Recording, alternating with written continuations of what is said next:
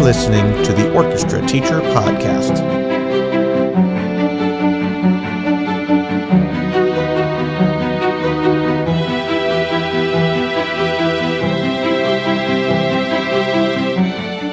Welcome to the Orchestra Teacher Podcast. This is Dr. Charles Laux, and we are here with a fantastic guest. This is our episode number 99, and we have a guest, I guess, quite different than some of the other guests we've had. This person is an amazing performer, an incredible musician, and just a pleasure to be around people person. Welcome, Jesús Florido, to the Orchestra Teacher Podcast. Thank you so much for being here, sir. Thank you for having me, Charles. I'm happy to be almost 100. I'm episode almost 100. Almost 100. Jesus and I got to work together on the ASTA board for the last couple years, and it was just nice to finally at the conference be able to be face to face at the ASTA conference, and we got to talk a little bit, and just the ideas you bring, the vibe that you bring to the national board, and just everywhere you go, you can just tell that you're a person that people just want to be around. Oh, and, thank you.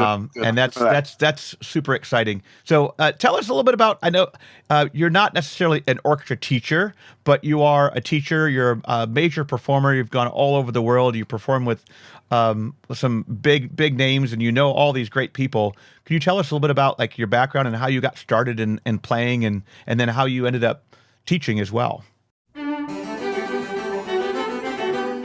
Are you ready to shake up your next orchestra trip? Kaleidoscope Adventures has been planning performance travel beyond expectations for more than 30 years. They know the best destinations and the most iconic venues for orchestras. Check out the Kaleidoscope Adventures link in the show notes below for fresh ideas and inspiration. And then let them do their magic. They'll handle all the details from start to finish, so all you have to do is enjoy the experience. Of course. Well, I'm originally from Venezuela. So I was fortunate enough to be at the right place at the right time when the famed El Sistema program started. I'm one of the original kids.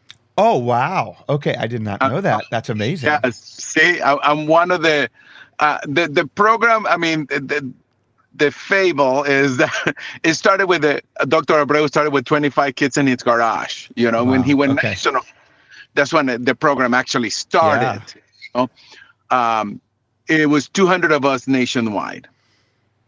So I'm one of the original 200 kids that started the program in 1975. Uh-huh. So I happened to be at the right time, at the right place at the right time. And before that I was playing piano, and I told my mother that my piano teacher was terrible. I couldn't from this man anymore. And she said, well, I don't care. You need to learn an instrument because in this house we do one sport and one art. Great. So I chose tennis, and she said, you need to find something. I heard my friend Maria is starting a new program, orchestra program. You're joining. So I was not even. You didn't really ask to play violin. You just. I said no. And then I wanted to play cello. My father took me to the symphony, and I sat by the cello and said, oh, cellos are cool. I want to play cello. And I got there, and they told me, oh, I'm sorry, we don't have little cellos. We only have little violins and flute. You know? Yeah. And I thought flute was for girls, so I picked the violin. Amazing. And then, go ahead. No, I was going to say that when that program started in Venezuela, we didn't have, we had a conservatory in our city, and we have some other music schools, but conservatory type of thing. This was a program for everybody. And the one thing we didn't have was enough music teachers, enough violin teachers. Mm-hmm. So by the time I was 13, my teacher told me, well, you're good enough. You're going to be my TA now, my teaching assistant. At 13? At 13. And he gave me 10 students. So all I had to do was set them up, bow hold, violin hold, how to stand. I didn't have to teach music theory because they had a music theory teacher, but I was the setup guy. Great. And he told me, this is what you're going to do. So he gave me a little kind of quick crash course on how to set up a child. Mm-hmm. And that's what I started teaching so young. Yeah. Because when people start adding up the numbers, they go, well, I'm 59 years old. I started playing violin 50 years ago. Right. They go like, what? And I started teaching 45 years ago. Right. That's right. You don't look that old. But that opened a whole new kind of warmth for me because, first of all, it made me fall in love with teaching. Yeah. It made me fall in love with teaching. It taught me the importance of shaping a life. Mm-hmm. Of every word. My teacher used to say, every word I say has to be meaningful. It has to be impactful. Yeah. So I'm always very careful the way I talk to students. And for a long time, I thought I was just going to teach in an orchestra and go play somewhere. Play in an orchestra and go teach somewhere. Right. That was the extent of my dreams. My career just took off, and yeah. I was working really hard. I was doing all the right things and practicing and all these things. Yeah. And one thing led to another, and I became a full-time performer, and played concerts all over the world. But teaching is what I love. Yeah. I'm a natural teacher, and my joke is always that when I retire from performing, I want to go teach full-time somewhere. There you go. I think that would be amazing. But in the meantime, I've always have made room in my schedule to do clinics, to do master classes. Mm-hmm. I just flew back a couple of days ago from Alexandria, Virginia, where I worked with in school, Hayfield High School, that 5 orchestras, 250 kids. Wow. For big. So whenever I can squeeze one of those, yeah, I will go and have a residency or at least a master class. And actually, I did a master class there last year after a performance I had at the Kennedy Center. They brought me for a master class, and 120 violinists showed up. And I'm like, who is this place? And I want to come back here, right. And we were able to work it out. And I went back, and I'm going back next year to another school in the same district. Very nice. So I'm always trying to pass it on, forward. Yeah. I always tell the kids when I see an orchestra, I was one of you when I was your age. Somebody came and told me all these things. In my case, were some of the most famous musicians on the planet. Perlman came, Zuckerman came. Wow. Subi Mehta, his father Meli Mehta came. You've met a lot of people. Yeah. I can some names all day. But the thing was this, that they inspire me. Mm-hmm. So all I'm trying to do is do the same. Yeah. Yeah. Give back. Absolutely. So you went through the Ulster program. Where did you do your degree? Was that in Venezuela as well? Well, yeah. Well, basically, the truth is that the El Sistema program that we had was kind of in the same room as the conservatory. Okay. So you just all of a sudden follow. We kind of join in. Yeah. So I did from the time I was 9 and the time I was 16. I was in the conservatory. So I finished my theory, my history, my counterpoint, my piano secondary, all my formal training. Mm-hmm. And then when I finished high school early at 17. And then my mom still wanted a degree. Yeah. A real degree. Right. Like she wanted you to have that. Right. Any country. The piece of paper. A piece of paper. So I went to the university and I have a degree in math and physics. Oh, wow. Okay. Have you ever used that in, you probably used it for certain things, but. No, I always talked about math. What is math about? Math is about logic, not numbers. Mm-hmm. Math is about logic and reasoning and thinking. It's not about numbers. Same thing with physics. Yeah. Yes, you have your laws and your things and your formulas but it's the brain that gets developed. So I found that very comforting because it was very much like music. Yeah. But my senior year, I was already touring with the National Symphony. I was one of the youngest violinists to join the National Symphony in Venezuela, and then tour. And we still were doing, El Sistema programs. And by the time I was 16 years old, I was one of the more advanced players. So I was coaching orchestras. I was preparing orchestras before they went on tour, because by that time, when we started with 200 kids. By the time I was 18, it was over 1,000. Wow. Okay. By the time I left Venezuela when I was 20, it was almost 5,000. And at some point it was 200,000. I mean, after, wow, 30 I didn't years. realize that. It's huge. Wow. Yes. I think at that height, obviously Venezuela has had their share of problems, but I think at the height of the program, there were over 300,000 children enrolled in the program. It is one of the most successful music programs in the planet. I was going to say I had no idea it was that big. Most people don't know this because we live a little isolated, Yeah, I mean, people, and mostly Americans wouldn't have known if it wasn't for YouTube and that viral That's right. video of Dudamel doing mambo. That's right. But we were doing that in the 80s. Wow. And yeah, Gustavo was doing with mambo. We were doing in the 80s with other pieces of music, Yeah. We just didn't have social media. No so YouTube, no YouTube. It's like it never happened. If it's not on social media, it never happened. Yeah. So in those days we didn't worry too much about taking pictures or taking videos. You have to have a video camera and a photo camera. Yeah, and tapes and tapes and tapes. Tapes and tapes and things, and it was not that easy. So I don't have a lot of documentation except the programs. I saved a lot of the programs, But when I came to the States in '87 on tour, and I was, my story is, there was the Pan American Games in Indianapolis in the summer of 1987. Okay. Mm-hmm. So it was an orchestra from Venezuela, an orchestra from Canada, and an orchestra from Indianapolis, from the United States. So 3 youth orchestras got together to do this big concert, Mm-hmm. And I came as a ringer with an orchestra from Venezuela that I was training to get ready for that. And they said, reinforcements, Right. I was 19 years old, so I was still a teenager. Sure. Well, yeah.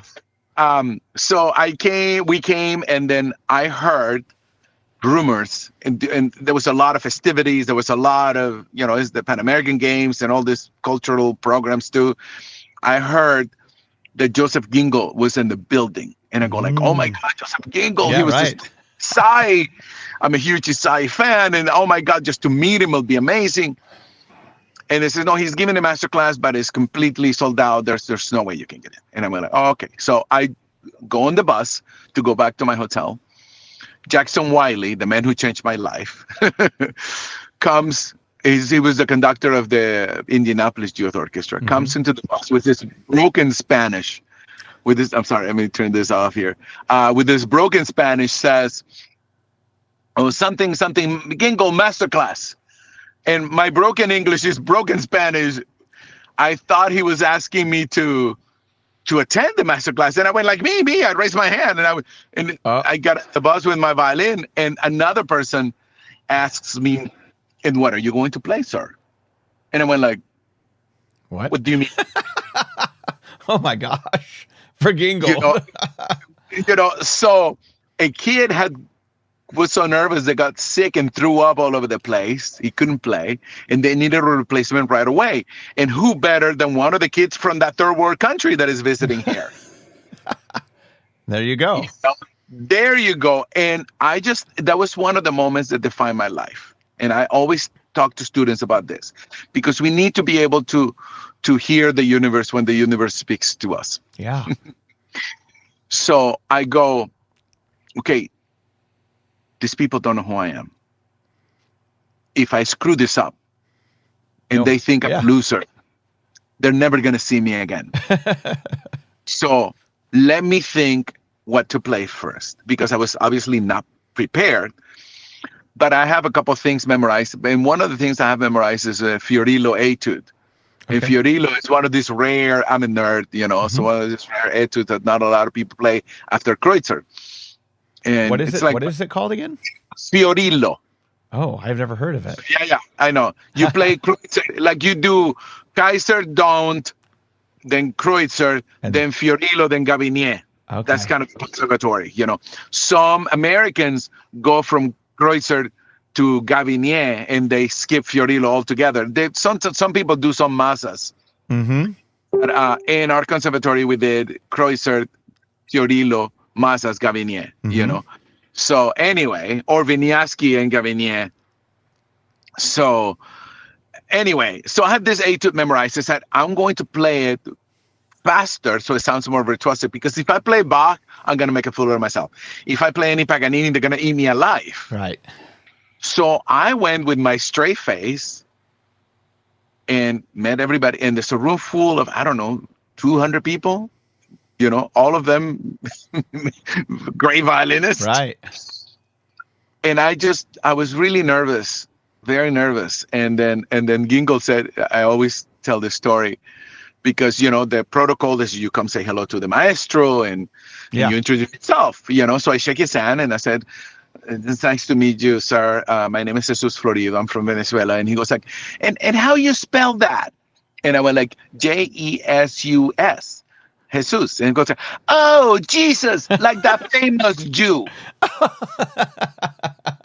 He said it. That's the way, but that's like what a first impression. Exactly. But that kind of broke all the ice, and all of a sudden laughing, and you know, good. And I just went and played my little heart out. Mm-hmm. I just dropped all the fear. I said, what is the worst thing that can happen? I make a fool out of myself. You know, and how did you do?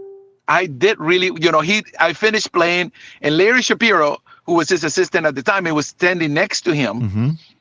He looked at Larry and he says, Larry, I think the kid is a keeper. Nice. And they offered me a scholarship, and I ended up at Indiana University on the Gingold studio. Amazing. You know, going to my... And that just happened because you were there, and I was there. You could have said, no, I'm not playing for Gingold.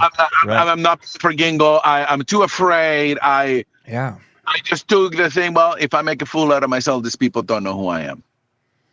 That's a good attitude. That moment changed my life forever. Right. Wow. You know, and so that was what took my career in a whole different way that I never in a million years thought about. No. That's incredible. Incredible story. So it identify, and I always tell students, you need to identify these moments in life. And you always need to give your teachers a benefit of the doubt, because if they're really teaching, especially when you find the good ones, when you know your teacher is really trying to teach, listen. If you listen to 50%, I always tell you, listen to 50% of what your teachers think, you will succeed. Yeah. Yeah. And sometimes you just got to put yourself out there. You know, and sometimes you just got to put yourself out there. Yeah. Trust in yourself. And like you said, you know, what's the worst thing that can happen? Exactly. Yeah. Exactly. That's incredible. So so you were in Indiana, you did a master's there or a certificate? Or? Yeah, I did. I actually ended up going to Butler University because Indiana, as a foreign student, couldn't give me a full ride. Okay. So they offered me 50% scholarship. And then Larry Shapiro, who had just gone to Butler University in Indianapolis, 45 minutes away, said, if you come to Butler, we'll give you a full ride and you can keep studying with both of us. Oh, so great. For 2 years, I studied technique with Shapiro and repertoire with Gingold. Incredible. Yeah, pretty much. And then I finished, you know, my undergrad and my master's with Larry and Davis Brooks. And I didn't quite complete my master's because I had to leave. You know, I graduated. I have the university ran out of money for me. Okay. So, but by that time I was playing concerts and I was making money, and you know, you're out. A career, Yeah. So tell us a little bit where you've been and who you played with. I mean, there's, I'm sure the list is very long, but yeah. You know, right out of college, I needed, for visa purposes, back in those days, visa has always been a challenge, you know. But in those days, once you graduate from American University, they give you a kind of a temporary work permit until you find a job in your area. So I went straight to teach at a small college in Chicago, in the Chicago area called named Lewis University. Gave me a chance, and I took a violin faculty position, and I was able to, you know, do all my visa work. So I taught there for 4 years, and I went to the union and signed up for whatever gig I could get, and I got into commercial recording. Great. That brought me to play in big shows to back up artists, and I was already doing that in Indianapolis, and because I was connected with all the top players in the state, so I was whoever came to town. The Moody Blues came to town, and I back up the Moody Blues, and I played with Elton John, and we did all those things. But that only showed me that there was another world out there that I didn't know. Yeah. When I go to Chicago and I start making real money, making commercial recordings, I said, I'm not going to play in symphony orchestras because this is more fun and I make more money. Right. Because at that point, I had to take my music as a job. Right. Well, yeah. And I had I'm here by myself. I was, if I don't make the money, nobody's going to give it to me, So I had that kind of a entrepreneurial spirit. Yeah. From day one, and I will never forget, I did this quartet gig with Charlie Pickler, who was the principal of the CSO of the Chicago Symphony Orchestra. Okay. I was like playing gigs with those guys. And then Charlie said, "So Jesus, what have you been lately?" And I told him what I've been doing. I says, "Oh man, I envy you." Yeah. And I went like, "What are you talking about?" You're the concert master of Chicago Symphony. Yeah. Yeah, but you get to travel to see these exotic places. And I'm like, well, okay, I guess you're right. Yeah. But, that took me to back in. I mean, I started auditioning now to play regularly with people. I played with Jimmy Page and Robert Plant for a number of years, 5 years on and off. And then Whitney Houston, and then I toured with Pavarotti, and then, it's like all these different artists that once get you to the next. Yeah. It's like word of mouth. Yeah. There's no managers, especially back in the 90s. Yeah. Okay. Yeah. It was mostly word of mouth. And once you have kind of a title, I was the concert master for, the Pavarotti Orchestra or the Jimmy, then you're somebody in a way. Yeah. Yeah. So all it takes is then a word of mouth, right? Exactly. And that's all it took. Oh, this guy is solid. He's responsible. He doesn't drink. He shows up on time. He's serious about it, and he's a nice guy to be around. Yeah. Because that's also important. What you see is what you get. For sure. I have one. I mean, like, I'm not pretending. I don't do that. Yeah. But I'm very curious. When I met you, I could just tell, like, this is a genuine guy, and yeah. this is the real this deal. is my only. Yes, thank you. That's the only way I know how to be, But that's been the secret in my career as well, because that's what helps me get along with my players, with my fellow players, and they invite me back. Yeah. I am a decent player. I'm not the best. I don't have to be the best. I have to be the best at what I do. Yep. I have to be the best at what I do. And I found my niche. And that was nonstop. And then I still love classical music, and I wanted to play chamber music. So I met, one of my loves is Baroque music, like period music, with Baroque violin and gut strings and the short little bows and everything. So I was doing a lot of that on the side just because my good day job that I had playing with all these famous people afforded me to do the very badly paid Baroque music gigs. So, and I met this harpsichordist, Belfort Hernandez, and he came in and it blew me away. I mean, he was so good. So I talked to him in the intermission, and I go like, "Dude, you're so amazing. What's your background? Where did you learn to play harpsichord?" I said, "This is my first time playing harpsichord." They couldn't find a harpsichordist, so I took the job. It ends up that he's from Venezuela also. Wow. And he was just like me. And I says, "Well, can you play montunos and things?" And so, yeah, I can play anything. So we started actually playing a duet as doing Mozart sonatas and Beethoven sonatas. And then for encores, when we play recitals, we will do a Latin piece. Nice. And in September of 2001, September 23rd, 2001, we were scheduled to play our New York debut at Queens College. Yep. And obviously, it never happened. Right. So that concert, but listen to the universe. That concert obviously couldn't happen. When things started to open up, and I was stuck in Chicago, by the way, at the time. During the 9/11, I was in Chicago. Okay. So I couldn't get home because there was no flights. Yeah. So we got together every day and practiced a lot. Yeah. So on the 28th of October, a church of a friend of mine said, "Oh, come here, play your recital here, since you're already prepared." And like 2,500 people showed up. It's a big church, you know. Yeah. And we play a recital, and we did a version of Schindler's List. Ooh, yeah. Yeah, as an homage. I lost a friend in the towers. My one of my dearest friends' older brother worked there. It's somebody I grew up with. So it was very emotional for me. For sure. And then for the encore, we did a bunch of Latin pieces. You never know who's in the audience. Gingle used to say that to me. You play your heart out every day because you never know who's in the audience. That's good. You know, and this woman comes and says, "Listen," I forgot her name, Catherine something. She said, I would love to hire you to do a recital in my church, but I want you to do half and half. Instead, I want you to do half the recital classical, half the recital Latin music." And I went like, okay. And that thing became what we called Bridging the Gap, from Mozart to salsa.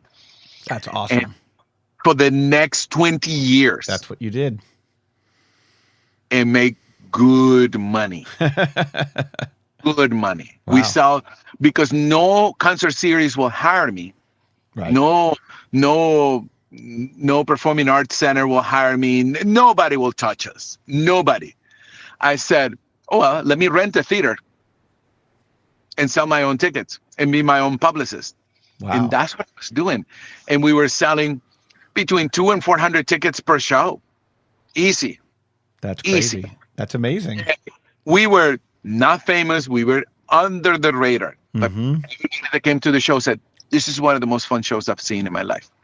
I never knew Mozart could be this fun." One lady told me, and I quote, "I didn't know that Mozart could be this fun." That's great. You know, so for a number of years I did that.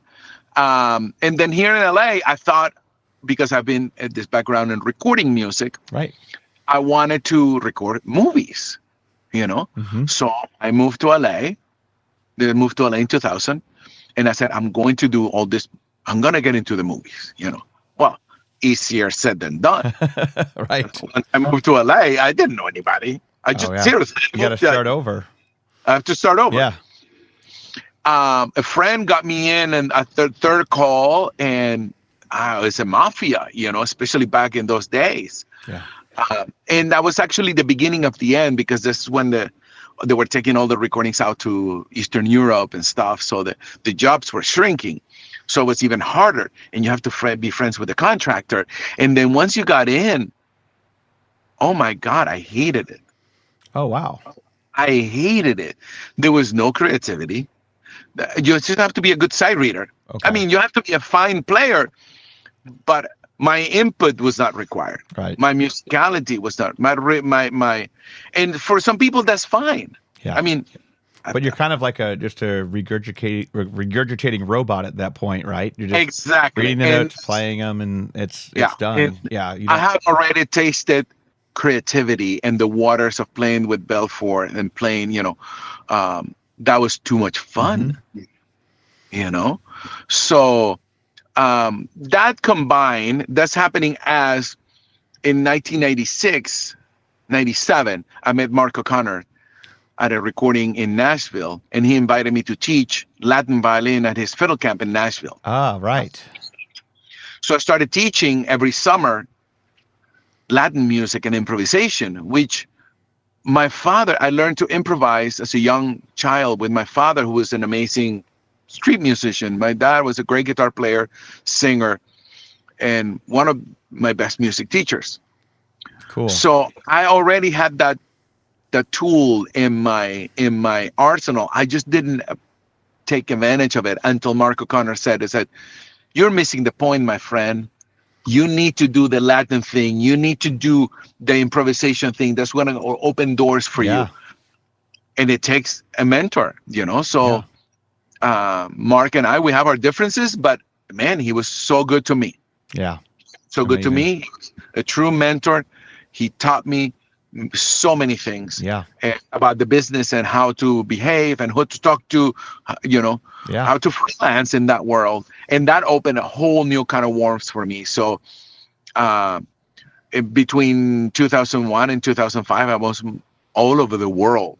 Wow. I mean, Europe, Asia, Middle East, India.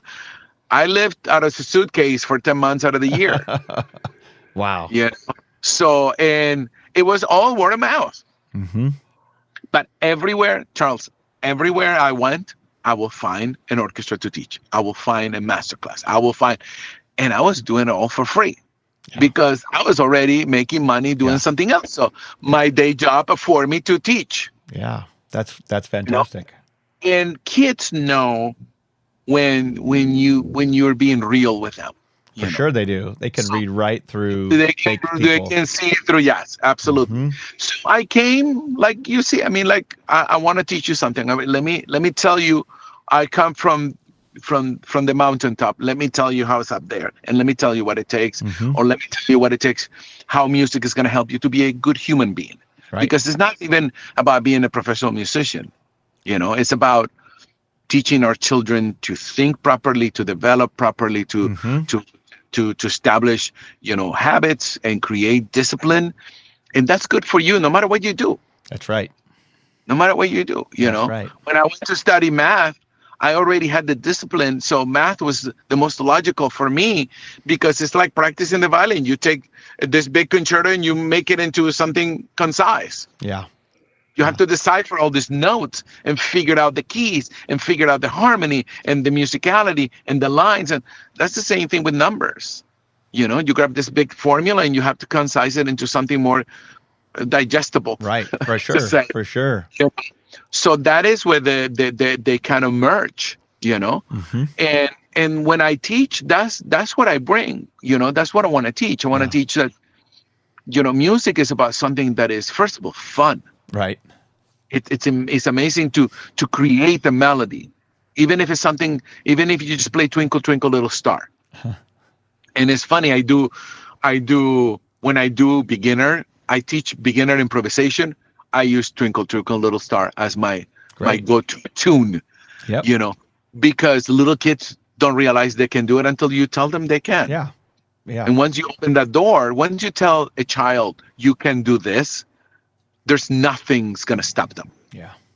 The other thing I found, as soon as you break away from, especially me and a lot of people I know and just a lot of people that are in our profession, it's always about what's on the page. And that improvisation piece just opens up another world.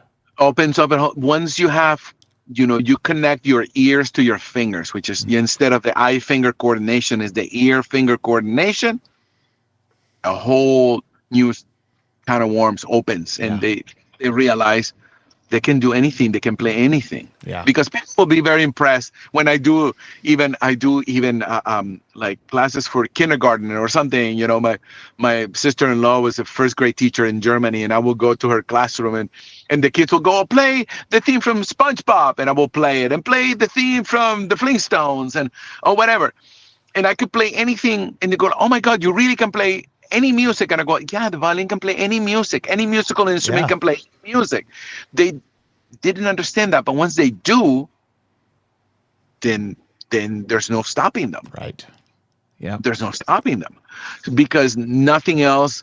It's especially in instruments like the strings in general. They're so the learning curve is so steep. Yeah. But once you learn, you can play covers. That's what's this all new, thanks to YouTube and TikTok, all this covers, violin covers of songs. And now I'm actually trying to promote more interesting covers because a violin cover of Despacito is pretty dumb. Because it's same notes, that is 4 notes. Yeah. And it's amazing to me that when kids figure out things that they hear on the radio or listen to on their on their phones or whatever, they're like, it's so easy, or it's really not that fun. It just, exactly. Yeah. Exactly. The simplicity of everything that's out there. Exactly. And once they do that, then they have real power. then they have real power. Yeah. And this is what we do. And you do this very well. This is what we do. Our job is to empower them for the future, whatever the future might be. It doesn't have to be necessarily music. Like I say, I always tell the kids, especially when I have a really good orchestra, like I had in Virginia, this top notch, man. This we premiere a piece that my pianist wrote that is not easy. There was nothing, the downbeat. And they just played it like champs, and it was so good. It was so good. But I told them, I always tell the students, listen, I'm trying to make you better citizens and happier citizens. I have enough competition. I don't want you all to be I have enough competition already. That's funny. So, but it's kind of, I say it as a joke, but they get it. It's like I'm trying to help you enjoy music because then you'll be a concert goer, and you will buy the recordings. You will, support the local orchestra. When your businesses grow, you go, oh my God, I remember I used to play an orchestra. Let me help. Yeah, we need that. And we also just need people that will continue to play just for fun. Exactly. And that's, and I've been interviewed a lot in my life, and one of the most common things they ask me, if I didn't play music, what else would I do? Yeah. And I'm like, I don't see my life without music. Right. Even if I was not a professional, I would still be playing something. Yeah. I will probably be teaching, most likely. I'm a natural teacher. I love to teach. Most likely I'll be a math teacher. Yep. Oh, that's right. Yeah. But that's about it. But music would definitely be in my life. That's awesome. So cool. And then, so you're still performing a lot and just all over. Are you doing like lots of different concerts, or you have a manager now and things like that, or are you still on your own? Yeah. So at this stage in my career, I've done pretty much everything. So the only thing that I had to do that I'm not, I hadn't done before, was to create my own show. So a few years ago, not like 10 years ago, I had a healthcare where I didn't almost make it. Oh, wow. The fact that I'm here is a miracle. That's amazing. Well, we're glad you're here. That deserves another 2 hours. I'm writing a book. The whole story will be in the book. Fantastic. But when that process of when you face mortality, your own mortality, you really check on everything that you've done and everything that you wanted to do, And I had this idea to create a show like the Trans-Siberian Orchestra or something like that. So out of this not being able to play, I was out. I was out for a while, and I was in bed and I couldn't walk. Oh wow! It took me about 9 months to walk again. Holy cow! It took me 6 years to play again. Yeah, I had a major brain surgery. Oh wow! I didn't know that. That's incredible. A lot of people don't know because I didn't make it a public. Right. Sure. Well, I'm talking about it here 10 years later because I kind of made a huge comeback. But if I was gonna make a comeback, I wanted to make it on my own terms and to do things that I haven't done before. Yeah. So my show is called Sonoro Latino, which is me, Italian Latino. My parents are Italian. I was born in Venezuela. So and this show is a reflection of my career. We do Latin versions of classical music. Simple. Cool. But we do it in my way. So it's a very interesting show.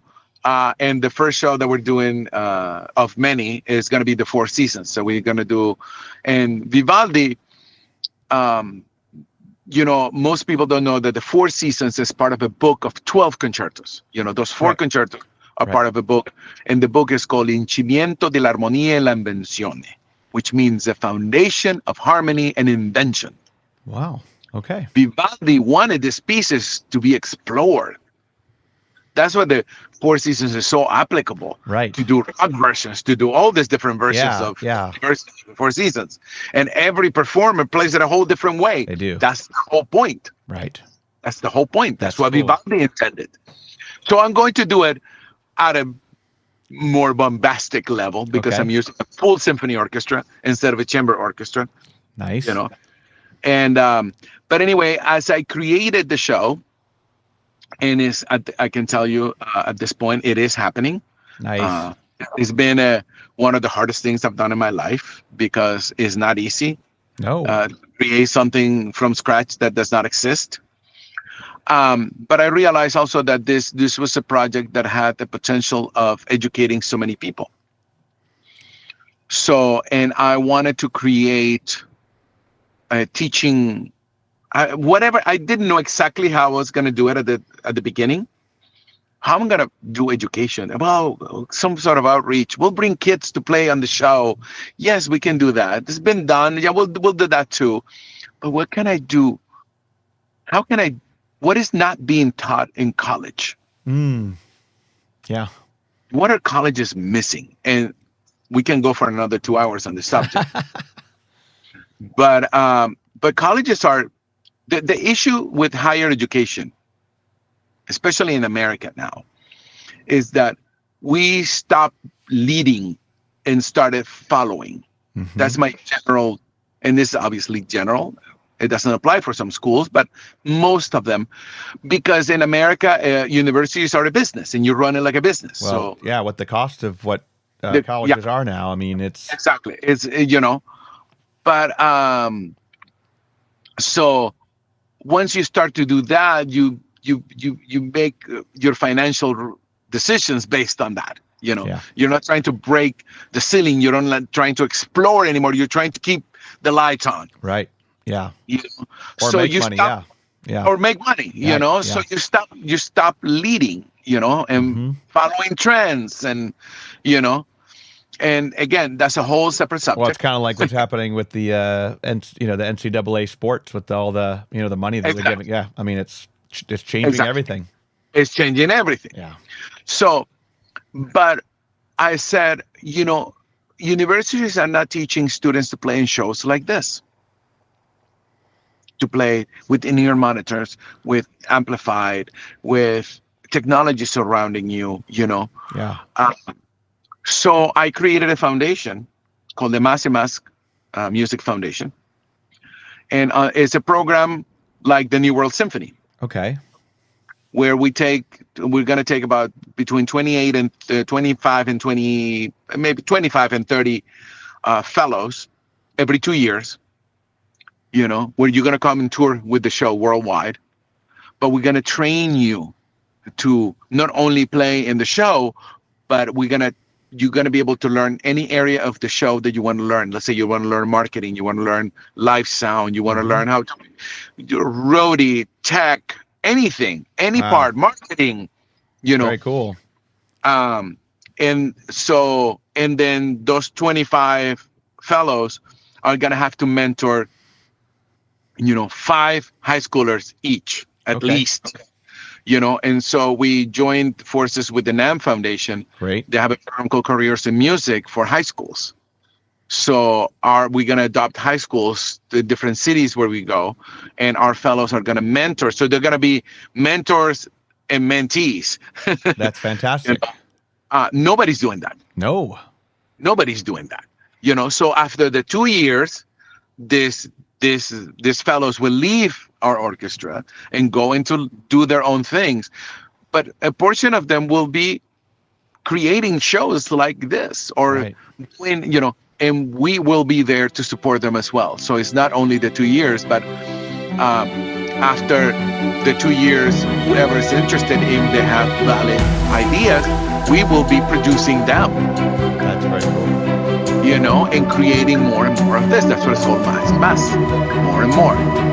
So, and I think that way we fulfill a void that is not there, Yeah. No college is teaching that. No. And it's necessary. Right. I mean, and there's, so much of what people consume now is, big shows, even like, rock concert, pop concerts are it's all wired up and live, sound, lights. It's a production, It's a production, but this what I'm keeping in the show, and you hear it, you're gonna go, oh, you were right. I mean, this is not an easy show to play. Right. Well, you're keeping the music, and that's what's missing from a lot of exactly pop shows anymore, in my opinion, is like great musicality, Great musicality. You have to have chops. You have to audition. You have to have a college degree, and you have to be really good at your instrument. So this is kind of a show that'll be mostly for performance majors. You have to be a really good player. Yeah. But I think almost every player wants to teach or needs that experience as well. Yeah. So that's kind of where we're going with that. Well, that is super exciting. So when do you think that your show will start, and where? Well, we're about 90% there. Okay. The financing part is always the challenge. Sure. We're technically a startup company, and we have a very high value. We have banks with us. That's why I'm telling you that it's happening. I mean, we already proved to the bank that we're profitable. Let's put it that way. Right. And once you do that, then doors open. But even with that, is still we have to raise, the seed money and those things. And we're in the middle of that right now. But everything else is in place. We hope to start full production early next year. Nice. And to be recording the show by the end of that year, at the end of next year, and we'll start the tour in 2027. Nice. Well, so I can't wait. We'll open auditions for the orchestra in the middle of next year, so next summer. Okay. That's when we worldwide call for auditions. So they'll spill kids from all over the world. That's gonna be incredible. Incredible. So it's pretty neat, because once we started going after this, we go like, oh, and nobody's doing this? How come? Why was I the first person that thought of this? Well, of course you're the first person to start it, because you're and you have all these great ideas, and like I said, people want to be around you, and that's a fun part. Thank you. Well, I mean, and that's actually reflected in my company. Like everybody that works, we have now a production company, we have a foundation. These people that work with me are like me. I mean, it's like we all gravitated towards each other. I'm not alone. Yeah. Here, I'm not alone. I'm not the only crazy person thinking this, but we just, for some reason, we found each other, and we are all working together. To the point that I tell you, it's not my show anymore. It's not my foundation anymore. Yeah. This is our foundation. It's our show. Yeah. Yes, I was the spark. Yeah. I'll take the blame. But it's ours now. Yeah. I mean, everybody has brought in such amazing things that even with Shauna Root, who's the executive director of my foundation, she thought of something the other day in a meeting that I would have never thought of that. Wow. Yeah. Well, you got to have a good team, and exactly. The more brains you put together, but that's exactly. Mm-hmm. But like attracts likes, Yeah. And when you do good things, that bring more things, And that's what happens when you have a business and you make money. It makes more money, and money brings more money. Well, good things bring more good things, and that's what I really genuinely believe, that we all need to do better. Yeah. Because once we start with these negative things that is going on in the world these days, that only brings more negativity. That's right. So, and history is repeating itself. I never thought this could happen in America, but it's happening. And I don't want to get too political, because I'm trying to stay pretty much in the middle here. But we need to knowledge. You cannot fight knowledge. That's when I draw the line. Yeah.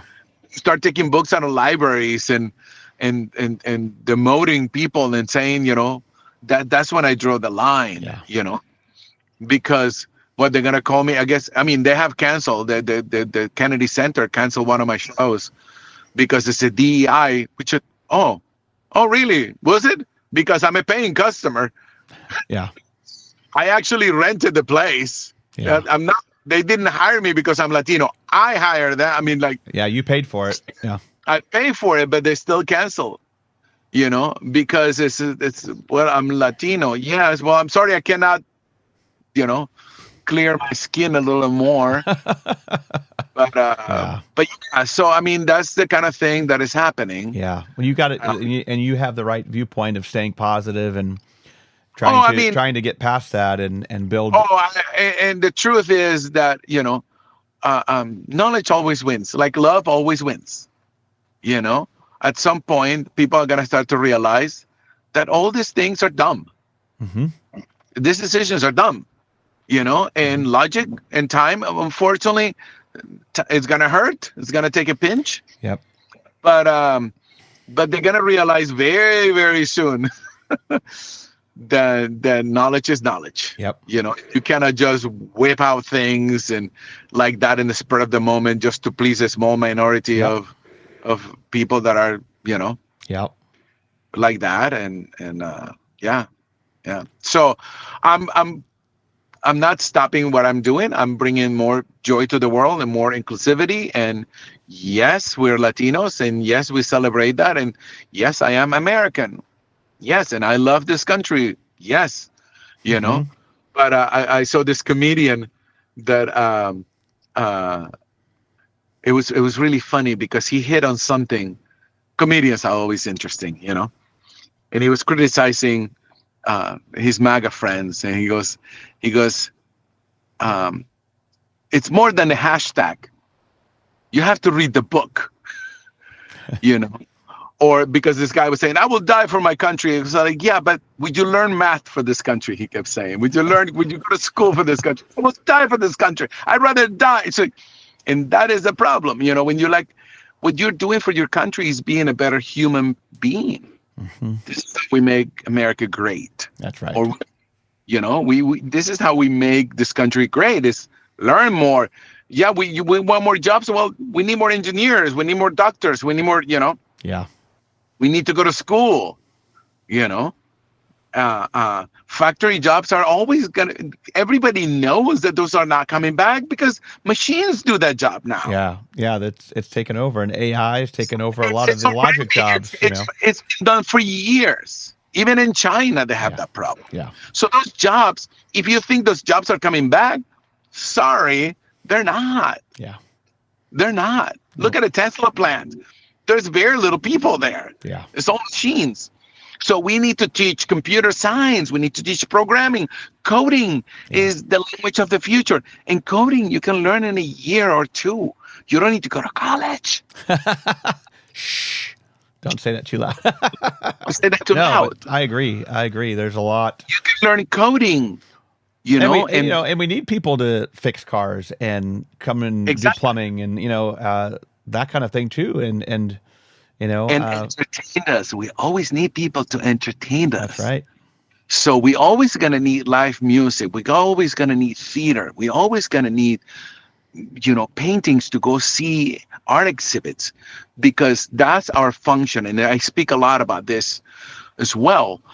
My function in society, I have a very crucial, you know, we have the farmers who bring the food, and we have the truckers who brings the vegetables and the meats to the market, and we have the grocers who sell it, and we have the cooks who cook it so you can buy your food.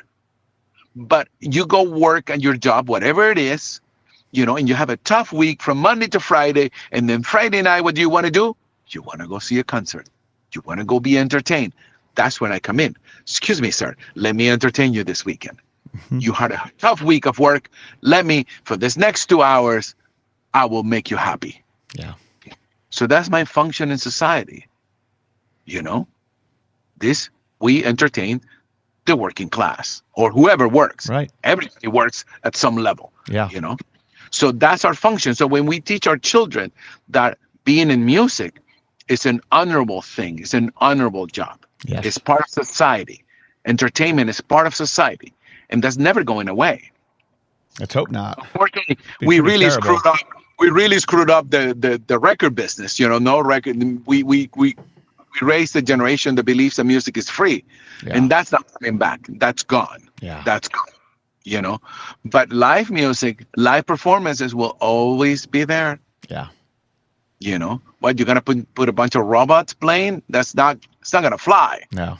Nope. It's not gonna fly. That's not gonna fly. That's the And that's what I decided to concentrate the latter part of my career into dedicate this into the creation of great live entertainment. Fantastic. Because no computer can replace this. We use computers. Yes, we're going to use a lot of technology in our show and the screens and the way you're going to have apps. We have an app that is connected to a show. You're going to be talking to us while you're on the show. You know, and your phone will be disabled. You cannot go watch or put anything on TikTok. Yeah. But we'll put like votes. Do you want a trombone solo or a violin solo? Which one? Vote right now. Blah, blah, blah. You know, it's like the little things. Let's do a little quick survey here, you know. That's very cool. And if you decide to participate, we'll give you a 10% discount at the merch shop because, we want to sell you stuff. But you see what I mean? Yeah. Once we do entertainment that way, is more, you know, we cannot get rid of our phones. So I decided that the phones needed to be part of the show. You know? Yeah. So that's all like amazing ideas. Yeah, you really do. Well, I mean, I was thinking of this idea, all these ideas as an audience member. You know, I was sitting at a show going like, this is boring. How about if I want to look this way? How about if I want to look that way? So if I put a screen over there, and screen behind me, then you're surrounded. Then I can run a plot in the screens when you go, oh, look, he's running. So now you're sitting in your chair and you're not just sitting there like your butt hurts of being sitting there for 2 hours. Oh, you're going to be moved. We're going to make you laugh. We're going to make you cry. We're going to make you reach out on your phone and lift it and shake it. And, we'll turn off your lights in your phone and things, That's cool. It took us a while to be able to do that without compromising privacy, but we cracked it. Wow, that's amazing. That's all I can tell you. Holy cow. Everything else, I will have to kill you. I mean, it's well, this is going out to the web, so yeah. No, I know. I'm kidding. Yeah, this is fantastic. But that's where I'm at today. Yeah. Also, I'm writing a book. It's coming out next year, in the spring of next year. And it's a little bit of my story. Sure. It took a lot of convincing for me because I am a private person. Yeah.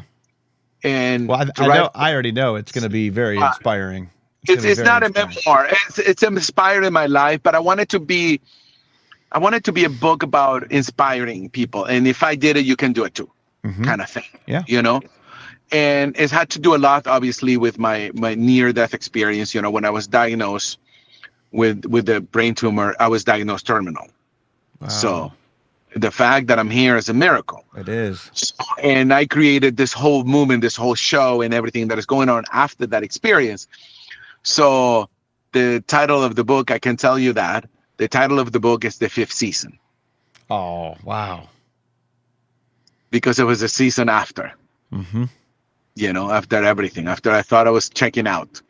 Because at that time, that year between the diagnosis and the surgery, I thought my days were counted, Yeah. How many years ago was that?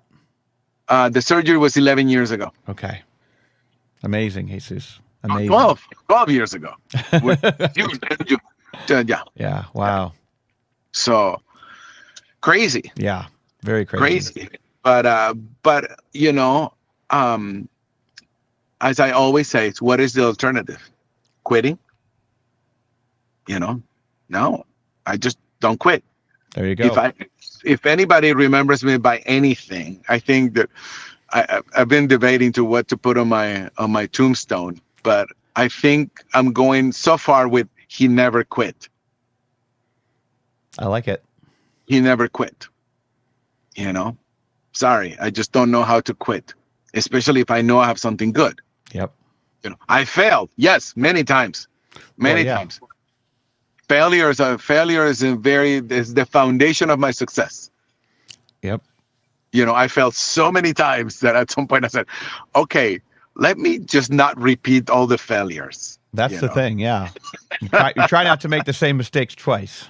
Exactly. And sometimes you do, human nature kind of thing. But also, I usually tell my students, it's something I say a lot too. It says, when I talk very openly about my failures, I said, I don't want you to learn from my mistakes, because you don't. You cannot learn through somebody's mistakes, but you can take them into consideration. That's a good idea. Mm-hmm.